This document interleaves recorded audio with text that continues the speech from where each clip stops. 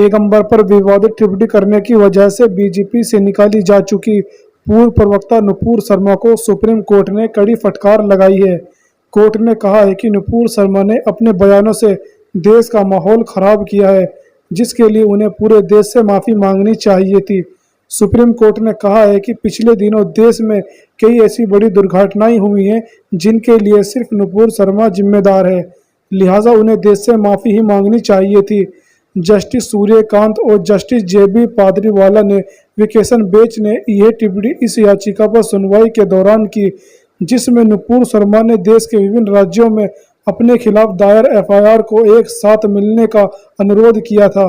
Court ने इस याचिका पर विचार करने से इनकार करते हुए अर्जी वापस लेने की अनुमति दी। नुपुर के वकील मनिंदर सिंह ने शर्मा की जिंदगी की खतरे की बात उठाई तो जस्टिस सूर्यकांत ने कहा कि नुपुर शर्मा को खतरा है या वे खुद सुरक्षा के लिए खतरा बन चुकी है। जस्टिस ने कहा कि पूरे देश में जो दुर्भाग्य से घटनाएं हो रही हैं उनके लिए सिर्फ नुपुर शर्मा ही जिम्मेदार है। जब शर्मा के वकील ने कहा कि नुपुर लिखित में माफ़ी मांग चुकी है तो जस्टिस कांत ने कहा कि उन्हें ऐसा करने में न सिर्फ बहुत देर की बल्कि माफ़ी मांगी भी तो शर्तों के साथ।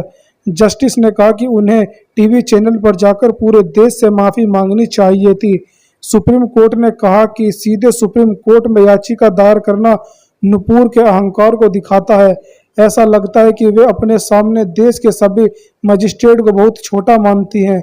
जस्टिस सूर्यकांत ने कहा कि एक पार्टी की प्रवक्ता होने के नाते उन्हें लगता है उनके पास तगड़ा सपोर्ट है और वे देश के कानून का ख्याल रखे बिना कोई भी बयान दे सकती है।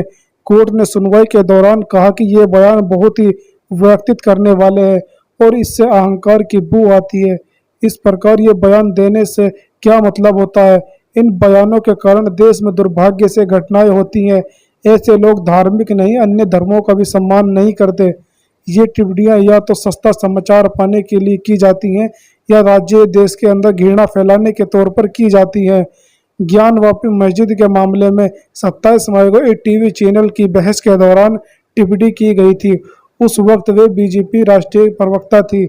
हालांकि उसके बयान पर अंतर्राष्ट्रीय स्तर पर गंभीर प्रतिक्रियाएं सामने आने के बाद बीजेपी ने उन्हें बाहर निकाल दिया। सुप्रीम कोर्ट ने नुपुर शर्मा से कहा कि आप खुद को वकील कहती हैं, फिर भी आपने गैर जिम्मेदाराना बयान दिए। टिप्पणी करते हुए सुप्रीम कोर्ट ने कहा कि सत्ता की ताकत दिमाग पर हावी ना हो। इतना ही नहीं, सुप्रीम कोर्ट ने उस टीवी चैनल को भी फटकार लगाई जिसकी डिबेट में नुपुर शर्मा ने विवादित बयान दिया था। कोर्ट ने पूछा कि अगर चैनल के एंकर ने भी भड़काऊ बयान का काम किया है तो उसके खिलाफ भी कानूनी कार्रवाई की जाए। सुप्रीम कोर्ट ने नुपुर शर्मा को आड़े हाथ लेते हुए कहा कि आपके चलते देश की स्थिति बिगड़ी हुई है। आपने देर से माफ़ी मांगी, वो भी शर्तों के साथ। अगर किसी की भावना आहत हुई हो तो मैं बयान वापस लेती हूँ। कोर्ट ने दिल्ली पुलिस को भी आड़े हाथों लेते हुए कहा कि अगर नुपुर शर्मा के खिलाफ पहली एफआईआर दर्ज हुई थी तो उस पर क्या कार्रवाई हुई है। इस दौरान नुपुर शर्मा के वकील मनिंदर सिंह ने कहा कि टीवी पर कुछ देर पैनलिस्ट बार बार शिवलिंग के बारे में अपमानजनक बताते हुए कह रहे थे। नुपुर का किसी धर्म या अपमान करने का कोई किरदार नहीं था।